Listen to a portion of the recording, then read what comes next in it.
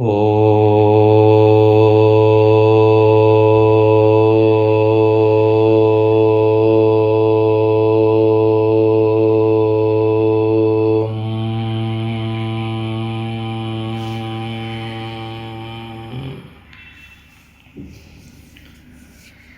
योऽन्तः प्रविश्य मम वाचमिमां प्रसुप्तां सञ्जीवयत्यखिलशक्तिधरस्वधाम्ना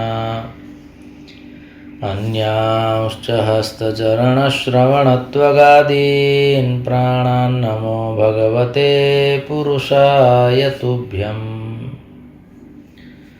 अनन्याश्चिन्तयन्तो मां ये जनाः पर्युपासते तेषां नित्याभियुक्तानां योगक्षेमं वहाम्यहम्।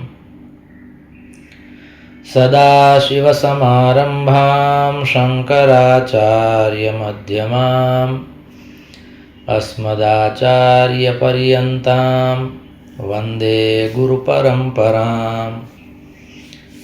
गुरुर्ब्रह्मा गुरुर्विष्णुः गुरुर्देवो महेश्वरः गुरुः साक्षात् परं ब्रह्म तस्मै श्रीगुरवे नमः। ॐ शान्तिः शान्तिः शान्तिः।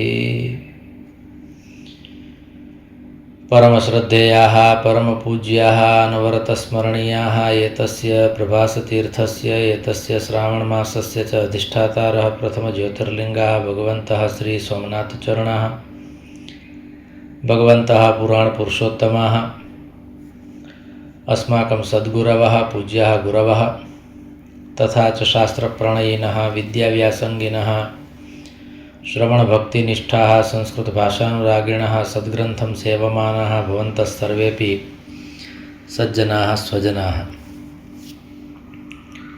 भगवतः पुराणपुरुषोत्तमस्य कृपाप्रसादेन विभोर्वात्सल्येन रसराजमहाप्रभोः अनुकम्पया अद्य पुनरेकवारम् अस्माभिः श्रावणमासे शुक्लपक्षे अष्टम्यां भृगुवासरे एतदनुसारम् ऑगस्ट मासस्य प्रथमे दिनाङ्के 25-उत्तर-द्विसहस्रतमे वर्षे विद्याव्यासङ्गं कर्तुं शास्त्रचर्चां कर्तुं भगवत्पादानां वाणीं गातुं श्रोतुं च अस्माभिः अवसरः सम्प्राप्तः। इदमस्ति अस्माकं सर्वेषां परमं सौभाग्यम्।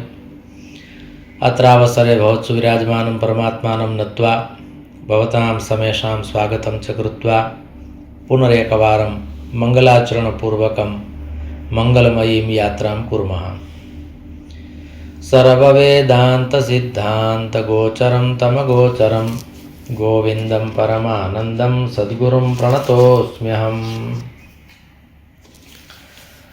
भगवत्पादाः एतस्मिन् प्रकरणग्रन्थे अर्थात् विवेकचूडामणौ स्वस्वरूपानुसन्धानं कारयन्ति इति परमं प्रयोजनं परमं लक्ष्यं वर्तते। अस्माकं परिचयः अस्माभिः सह भवेत् तदर्थं भगवत्पादैः अयम् एकः दार्शनिकः ग्रन्थः प्रदत्तः वर्तते।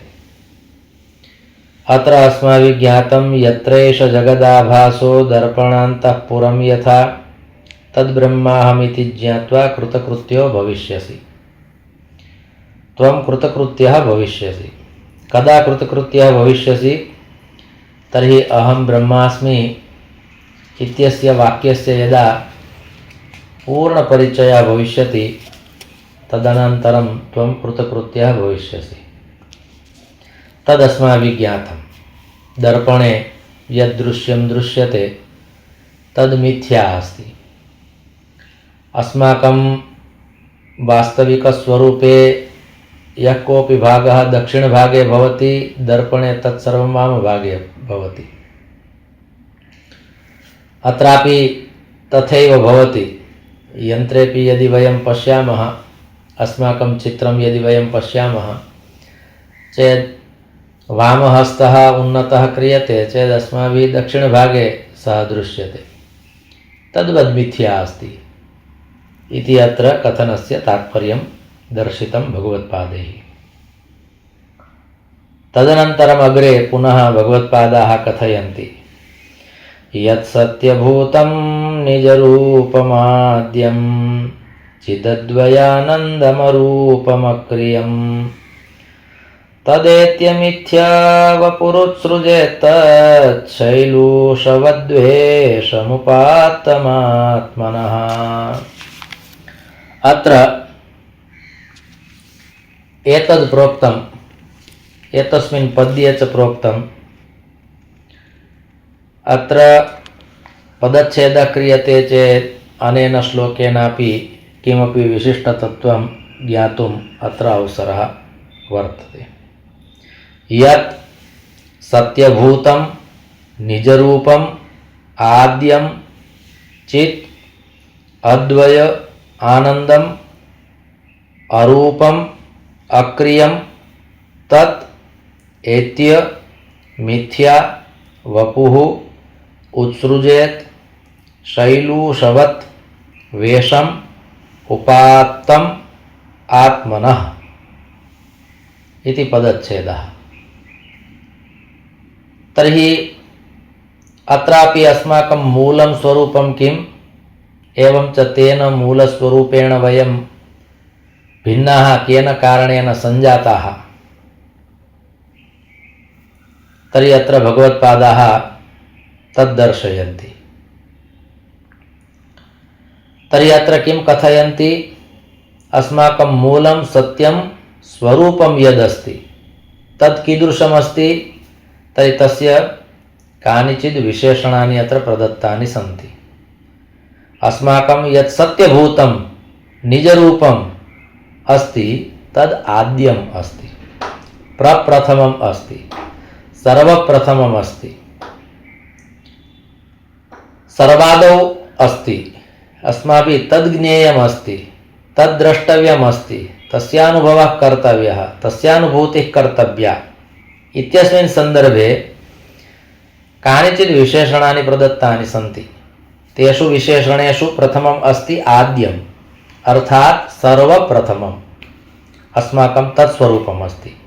तदनन्तरं यथा यथा बाल्यावस्थया वयम् अग्रे सरामः तथा तथा नूतनानि नूतनानि विशेषणानि, नूतनानि नूतनानि रूपाणि अस्माभिः ध्रियन्ते।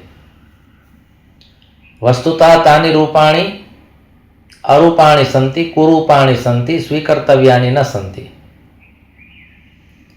किन्तु बाल्यावस्थायाम् अस्माकम् एकं रूपं भवति, यथा यथा अग्रे गम्यते अस्माभिः पश्चात् तथा तथा अनेन शरीरेण सह अन्यानि विविधानि विशेषणानि लगन्ति, आगच्छन्ति, वयं धारयामः। किन्तु भगवत्पादाः कथयन्ति तत् सत्यं नास्ति, तद् मूलं नास्ति, तद् आद्यं नास्ति। किन्तु तव आद्यं स्वरूपं यदस्ति, तव आद्यं रूपं यदस्ति तत् कीदृशमस्ति, तर्हि तत्र एकम् अस्ति, सत्यभूतम् अस्ति। वास्तविकं रूपं तदेकम् एव रूपं वर्तते, अन्यानि सर्वाणि अपि रूपाणि मिथ्या सन्ति।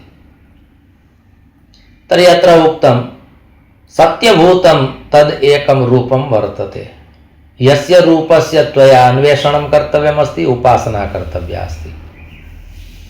यत् सत्यभूतं निजरूपम् आत्मरूपम्, अर्थात् ममैव रूपं निजरूपम् आद्यम् अस्ति, प्रप्रथमम् अस्ति, सर्वप्रथमम् अस्ति, परमं चरमम् अस्ति। चित् अर्थात् परमज्ञानयुक्तम् अस्ति। चित् शब्दस्य अर्थः भवति परमज्ञानं। चित्त शब्दस्य अर्थः भिन्नः, चित् शब्दस्य अर्थः भिन्नः। यथा सच्चिदानन्दरूपाय विश्वोत्पत्त्यादिहेतवे तापत्रयविनाशाय श्रीकृष्णाय वयं नुमः। तर्हि अत्र परमात्मनः आदौ त्रीणि विशेषणानि, त्रीणि रूपाणि प्रदत्तानि सन्ति। तत्र प्रथमं रूपमस्ति सत्, अविक्रियम् अर्थात् विकाररहितं सत्यं, त्रिकालाबाधितं सत्यं, सनातन सत्यं। अपरिवर्तनशीलं सत्यम् इति सत्। चित् शब्दस्य अर्थः भवति परमं ज्ञानं, शुद्धं ज्ञानं, निर्मलं ज्ञानम्, आत्मज्ञानं, रहस्यविद्या, तात्पर्यविद्या, ब्रह्मविद्या, आत्मस्वरूपम्, एतत् सर्वमस्ति चित् अर्थात् परमं ज्ञानम्। यद् ज्ञात्वा अन्यत् किमपि ज्ञातुम् अवशिष्टं न भवति तादृशं ज्ञानं परमं ज्ञानं चित्। एवं च आनन्दः इति परमात्मनः त्रीणि विशेषणानि स्वरूपाणि दर्शितानि सन्ति। अस्माकमपि तानि स्वरूपाणि सन्ति, किन्तु अस्माकं सत्यं पूर्णकालीनं सत्यं न भवति, विकाररहितं सत्यं न भवति, त्रिकालाबाधितं सत्यं न भवति, सनातनसत्यं न भवति, पूर्णं सत्यं न भवति, किन्तु सत्यं भवति। कदाचित् कदाचित् व्यक्तं भवति, पूर्णं सत्यं व्यक्तं भवति। चित् ज्ञानम् अस्मासु अपि वर्तते, किन्तु परमं ज्ञानं नास्ति, निर्मलं ज्ञानं नास्ति, शुद्धं ज्ञानं नास्ति, आत्मज्ञानं नास्ति, ब्रह्मज्ञानं नास्ति, परमं चरमं ज्ञानं नास्ति, किन्तु अस्ति। ज्ञानं तु अस्माकं आत्मनि विराजते, किन्तु तत् पूर्णकालीनं नास्ति। कदाचित् कदाचित् स्वपिति, कदाचित् कदाचित् कस्यचित् महापुरुषस्य कृपाप्रसादेन जागर्ति। पश्चादुक्तम् अद्वयानन्दम्, अद्वितीयानन्दम्, अर्थात् यस्य आनन्दस्य तुलना अन्येन केनापि सह कर्तुं न शक्यते तादृशः एकः विशिष्टः विलक्षणः आनन्दः इति अद्वयानन्दः। पूर्वं कदापि नानुभूतः तादृशः आनन्दः, अर्थात् स्वस्वरूपानुसन्धानं भवति, पश्चात् मनुष्यः कीदृशः आनन्दितः भवति तत्तु अनुभूतेः विषयः वर्तते। शास्त्रेषु बहुधा वर्णितमस्ति। पश्चात् सर्वं मिथ्या लगति। यदा जगतः पूर्णः परिचयः भवति, यदा स्वस्य पूर्णः परिचयः भवति, एवं च एतस्य आनन्दस्य अद्वयानन्दरूपेण अनुभवः भवति, तदानीं ज्ञातुं शक्यते। तर्हि इदमपि एकम् अस्माकं वास्तविकं स्वरूपं रूपं च वर्तते। तर्हि मूलं सत्यं चेत् परमं ज्ञानम् अद्वयानन्द, अर्थात् केनापि सह तुलनां कर्तुं न शक्यते तादृशः आनन्दः। सर्वेषु परमात्मा निहितः स्थापितः वर्तते, किन्तु सः गुप्तानन्दः अस्ति, लुप्तानन्दः अस्ति। कदाचित् कदाचित् प्रकटानन्दः भवति, अर्थात् प्रकटितः भवति, कदाचित् कदाचित् मध्ये मध्ये परमात्मा प्रतीतिं कारयति। यद् यः आनन्दः मयि विराजते स एव आनन्दः त्वयि अपि विराजते, किन्तु सः कदाचित् कालक्रमेण, कदाचित् कुत्रचित् केनचित् व्याजेन तस्य आनन्दस्य अनुभूतिं परमात्मा कारयति। यदा सा अनुभूतिः भवति तदानीम् अस्माभिः विचारः कर्तव्यः, यद् भवतु क्षणिका इयम् अनुभूतिः आसीत्, किन्तु इयं वास्तविकी अनुभूतिः वर्तते। एतस्य आनन्दस्य वयम् अधिकारिणः, सुखस्य वयं न अधिकारिणः। कारणं सुखेन सह दुःखमपि आगच्छति, किन्तु वयम् आनन्दस्य अधिकारिणः। आनन्दं ब्रह्मणो विद्वान् न बिभेति कदाचन इति तैत्तरीय उपनिषदि उक्तं वर्तते।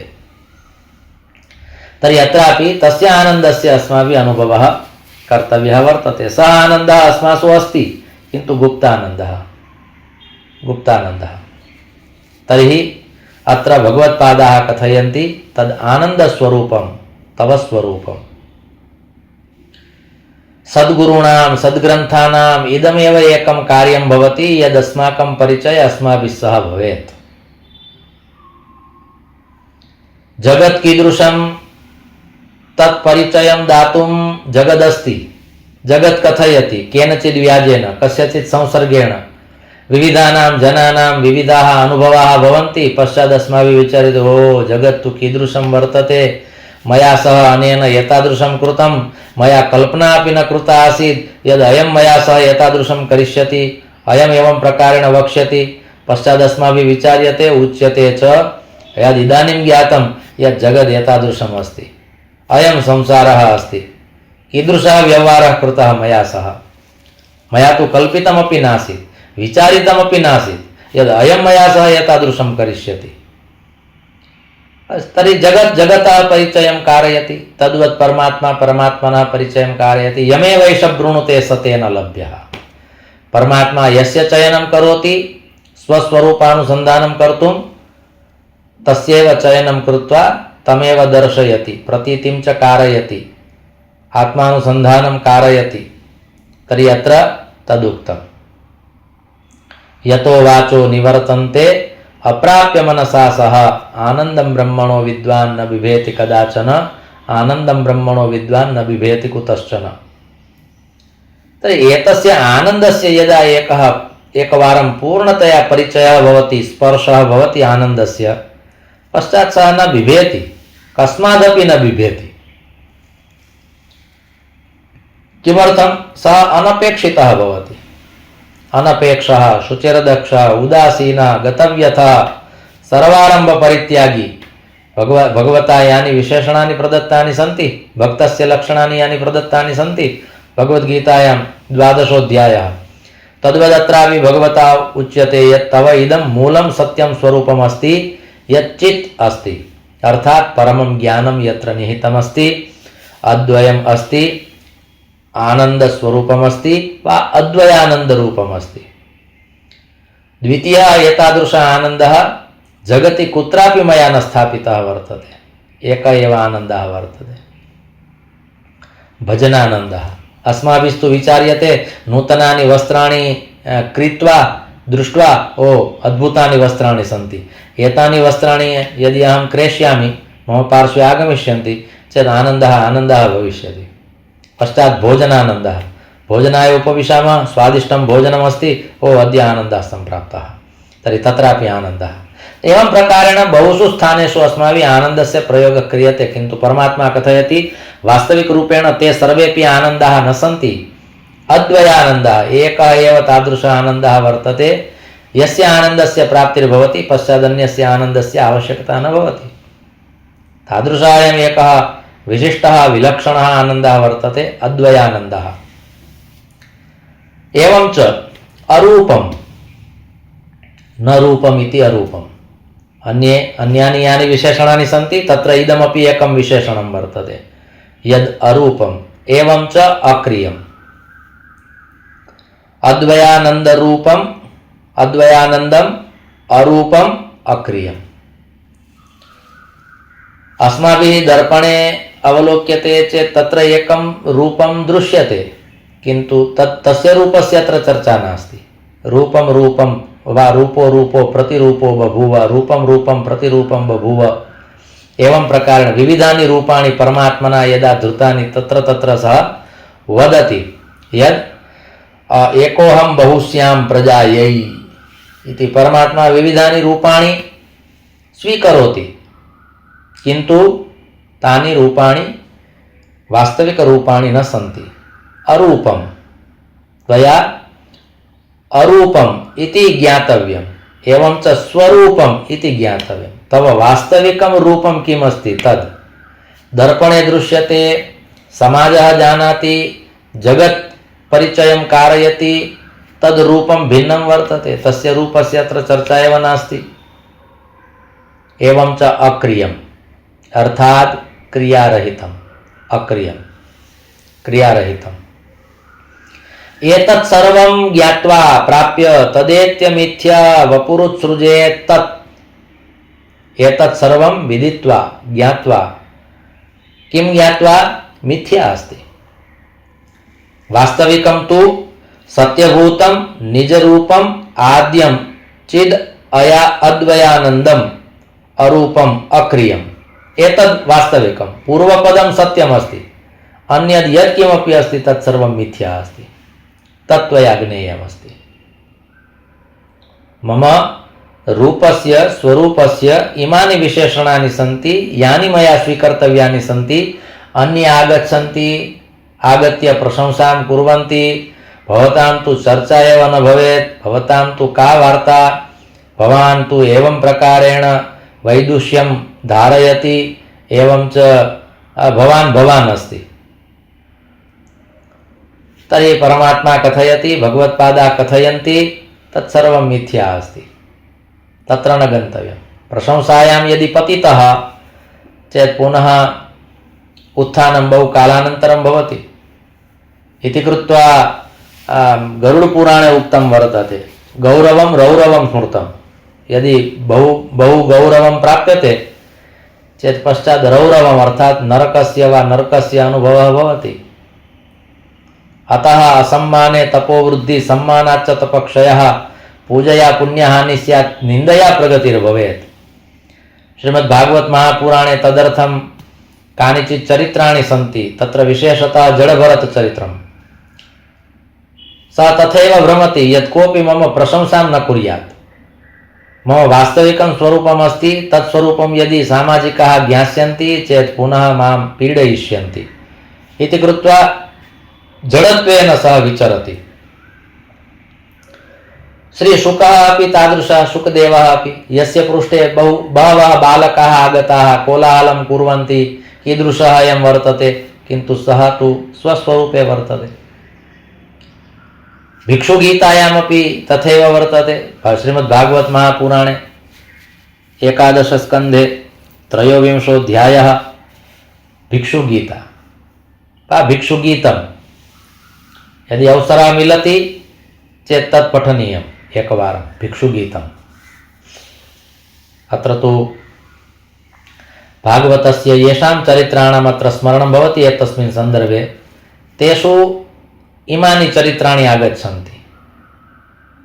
अस्माभिः विचार्यते यदि एवं प्रकारेण अर्थात् जडभरतः तस्मिन् समये संसारे यथा परिव्रजति, एवं यथा सः अटनं करोति, तथा यदि अस्माभिः अटनं क्रियते, वयम् अटामः चेत् किं भवति, किं विचारयिष्यन्ति?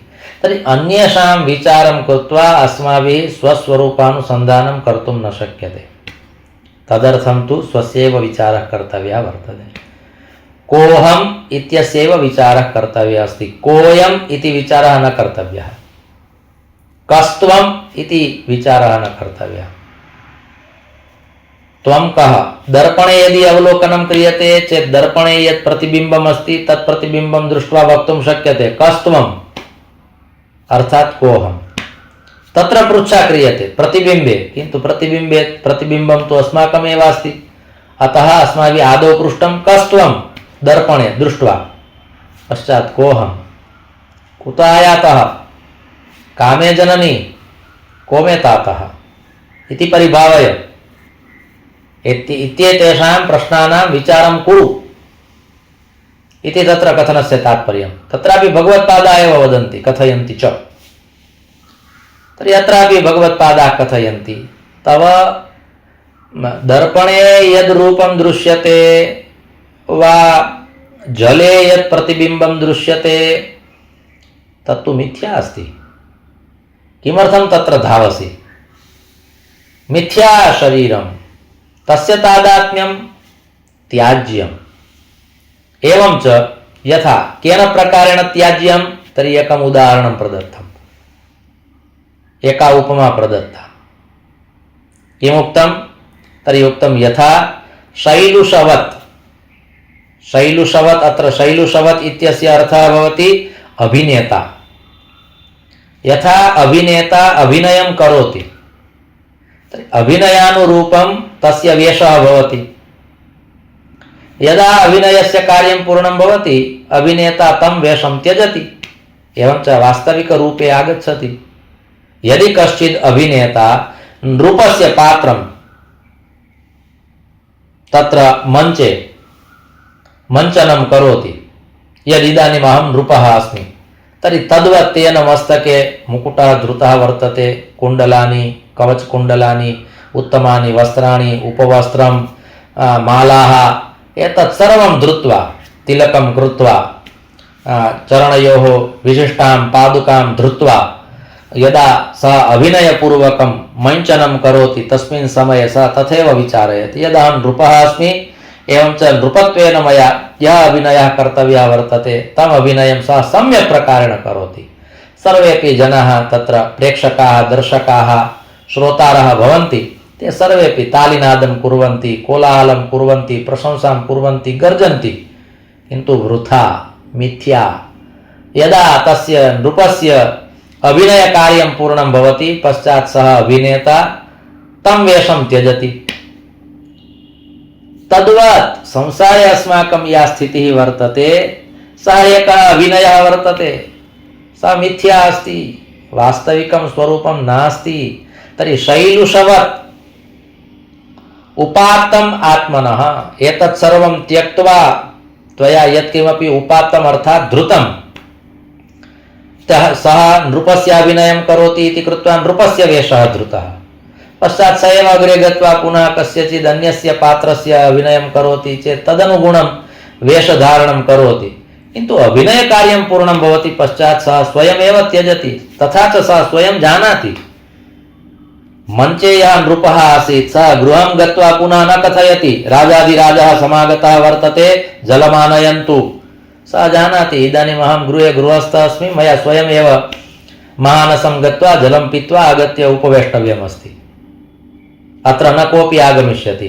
अत्र अहं तालिनादं कृत्वा सेवकाः आगच्छन्तु, कोऽपि न गमिष्यति। सः जानाति अस्माभिः तद् अभिनयात्मकं यत् पात्रमस्ति तदेव पात्रं वास्तविकमस्ति इति धिया आजीवनं तत् पात्रं चलति, सः अभिनयः चलति। अत्र भगवत्पादाः कथयन्ति तद् नास्ति, उपात्तं केवलं त्वया धृतं वर्तते, किन्तु तत् त्याज्यमस्ति। अभिनेता 24 होरात्मकेषु कालेषु सः अभिनयं करोति इति अहम् अभिनेता अस्मि इति तथा न विचारयति। यावत् कालपर्यन्तम् अभिनयः कर्तव्यः वर्तते। अस्माकं तु अभिनयः आजीवनं चलति। अत्र भगवत्पादाः कथयन्ति यदि तम् अभिनयं त्वं न त्यजसि चेत् मूर्खः। अस्माभिः अभिनयः क्रियते किन्तु नृपस्य न, मूर्खस्य। यः अभिनयः क्रियते कारणं सः अभिनयः सांसारिकः वर्तते, वस्तुतः मिथ्या अस्ति। तर्हि मूर्खस्य अभिनयः वर्तते। यत्किमपि अस्माभिः कृतं मञ्चनम्, इदं जगत् एकः मञ्चः, एवं च अत्र अस्माकम् आवागमनं भ्रमणं मेलनं जनसम्पर्कः, तैः सह अस्माकं व्यवहारः सर्वं नाटकं मञ्चनम् अभिनयः। किन्तु तस्मात् अभिनयात् वयं बहिर्न निर्गच्छामः। अभिनयस्तु कर्तव्यः इति भगवत्पादैः उक्तं, कुर्वन्तु, किन्तु पश्चात् यथा सः अभिनेता स्ववास्तविकं स्वरूपं पुनः प्राप्नोति, तस्य मूलं नाम किम् अस्ति इति सः जानाति, एवं च पश्चात् पुनः तत् स्वीकरोति। अस्माभिरपि तद् कर्तव्यं, वयं तद् न कुर्मः इति कृत्वा मूर्खस्य अभिनयः। कश्चिद् रामस्य पात्रं सम्यक् प्रकारेण अभिनयपूर्वकं पालयति, पश्चात् सः यदा गृहम् आगच्छति एवं च पृच्छति कुत्र अस्ति लक्ष्मणः, कथयतु तं फलानि आनीय ददातु इति। सः गृहे ये जनाः भवन्ति ते कथयन्ति अत्र लक्ष्मणः न भवति, यदि फलानि स्वीकर्तव्यानि सन्ति चेत् भवान् एव गच्छतु, आपणं गत्वा फलानि गृहीत्वा आगच्छतु। पश्चात् सः जानाति ओहो अत्र तु अहं रामः नास्मि, अत्र तु मम आदेशस्य पालनं न भवति वा न भविष्यति। किन्तु पश्चात् सः स्वयं स्वीकरोति यद् इदानीम् अहं रामः नास्मि। यदा रामस्य मया अभिनयः कृतः तस्मिन् समये मया मञ्चनं कृतं, मञ्चे सर्वेपि आसन्, एवं च तैः मम आदेशस्य पालनं कृतं, किन्तु अत्र तथा कर्तुं न शक्यते। सः जानाति अस्माभिः आदीनम् आजीवनं यस्य पात्रस्य अभिनयः क्रियते तत् पात्रं वयं न त्यजामः। अभिनयः अस्माकं पूर्णः एव न भवति। भगवत्पादाः कथयन्ति एकस्मिन् समये तु त्वया अभिनयः पूर्णः कर्तव्यः भविष्यति, नान्यथा तर्हि मूर्खत्वं त्वदीयं भविष्यति। यदि अभिनयः पूर्णः न भविष्यति तर्हि अभिनयं त्यज, अर्थात् यद् वास्तविकं स्वरूपम् अस्ति तत् स्वरूपं स्वीकुरु इति भगवत्पादानाम् अत्र कथनं वर्तते। तर्हि इच्छायाः अभावः, क्रियायाः त्यागः, एतत् सर्वमपि अत्र शैलूषवद्वेषमुपात्तम् आत्मनः, आत्मनः अर्थात् स्वस्य। अभिनयार्थम् अस्माभिः यत्किमपि धृतं वर्तते तत् सर्वमपि एकवारं त्याज्यं वर्तते। कर्णभारे कवि भाषा कथयति यदा कर्णस्य वर्णनं करोति तस्मिन् समये कर्णः जानाति मया सह एव कवचस्य कुण्डलयोः जन्म जातं वर्तते, तर्हि मया सह एव अन्तं यावत् ममान्तं यावत् मया सह एतत् सर्वं स्थास्यति। तथापि मध्यमार्गे कश्चित् इन्द्रः विप्रवेशेण आगतः, तेन कवचकुण्डलयोः वा याचना कृता, कर्णेन बहु पीडापूर्वकं निष्कास्य तत् प्रदत्तं। सः जानाति अभिनयः पूर्णः कर्तव्यः अस्ति, कियत् कालपर्यन्तम् एतद् भविष्यति। अंगे सहैव जनितं मम देह रक्षा इति तत्र कर्णभारे श्लोकः प्रदत्तः वर्तते।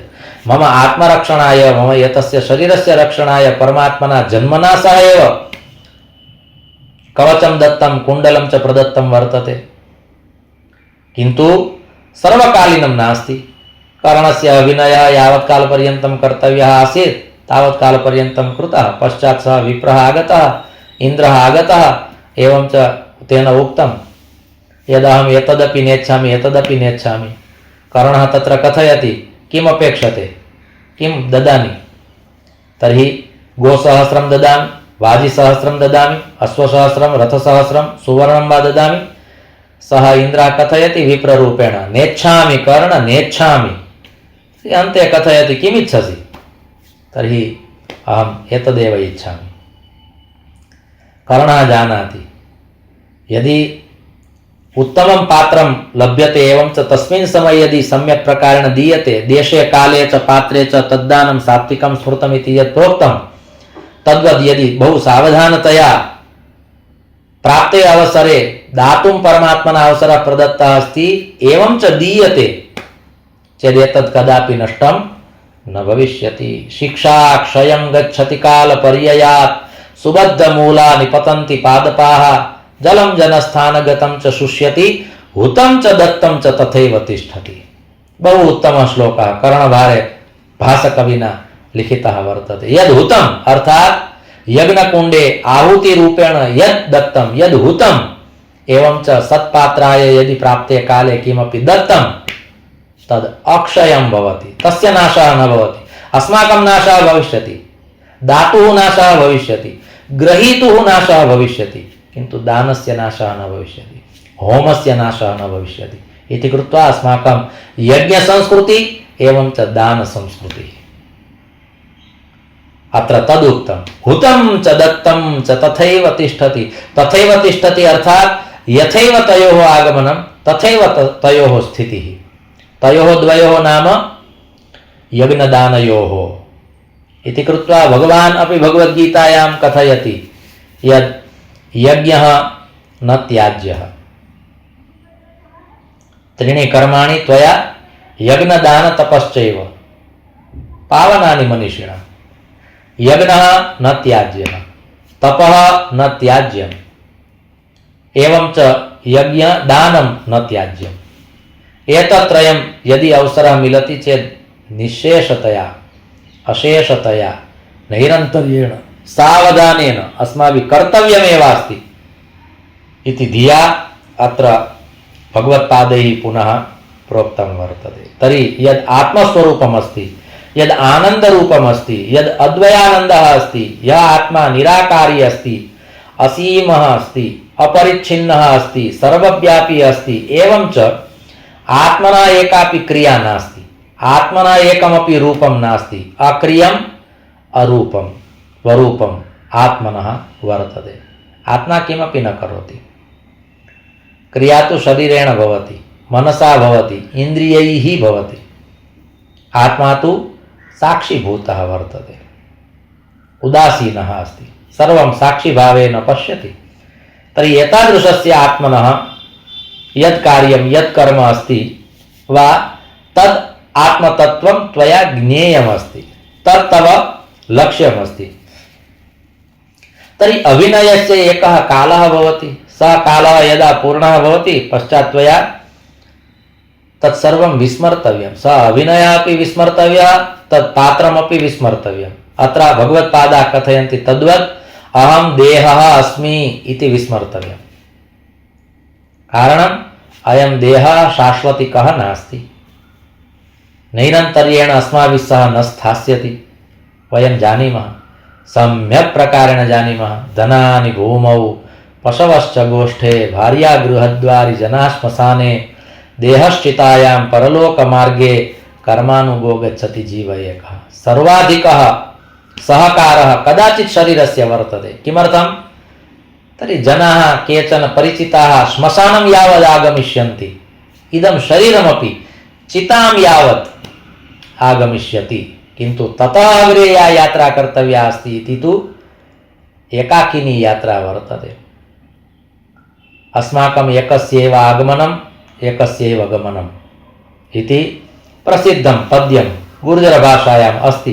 किन्तु गीतं श्रुत्वा आनन्दानुभवः भवति, किन्तु गीते निहितं ज्ञानं तच्चिरं न तिष्ठति। कारणम् अस्माकम् अभिनयः तादृशः जातः वर्तते, अर्थात् तम् अभिनयं त्यक्त्वा इदानीम् अन्यत्र कुत्रचित् अस्माकं गतिरेव नास्ति, अन्यत् किमपि वयं न विचारयामः। अतः भगवत्पादाः कथयन्ति अहं देहः अस्मि इति विस्मरतु। कारणं देहाध्यासः वर्तते। अयं देहः देहः अस्ति, किन्तु देहे आत्मभावः न कर्तव्यः। अयं देहः आत्मा नास्ति। भवतु देहः अस्ति स्वीकृतं, देहस्यापि केचन धर्माः सन्ति स्वीकृताः, किन्तु तत्परमं चरमं लक्ष्यं नास्ति। चितां यावद् वर्तते, पश्चात् तु अग्रिमा यात्रा एकाकिनी भविष्यति। तर्हि एवं प्रकारेण भगवत्पादैः यत्र केचन विचाराः उत्तमतया प्रतिपादिताः सन्ति, तर्हि अस्माभिः अभिनयः त्याज्यः। वास्तविकं स्वरूपं यदस्ति तस्य स्वरूपस्य अनुसन्धानं कर्तव्यमिति अत्र कथनस्य तात्पर्यं वर्तते। कालः सञ्जातः अस्ति इति कृत्वा अयं जनः पुनः द्वाभ्यां श्लोकाभ्याम् अत्रैव विरमति। इदं व्याख्यानम् एतानि वचनानि भगवच्चरणयोः समर्प्य द्वाभ्यां श्लोकाभ्यां सत्रमिदमस्माभिः परिसमाप्यते। धर्मस्य विजयो भूयाद् धर्मस्य पराभवः प्राणिनां चैव सद्भावः भूयाद्विश्वस्य मङ्गलं। सर्वे भवन्तु सुखिनः सर्वे सन्तु निरामयाः सर्वे भद्राणि पश्यन्तु मा कश्चित् दुःखभाग् भवेत्। ॐ शान्तिः शान्तिः शान्तिः। ॐ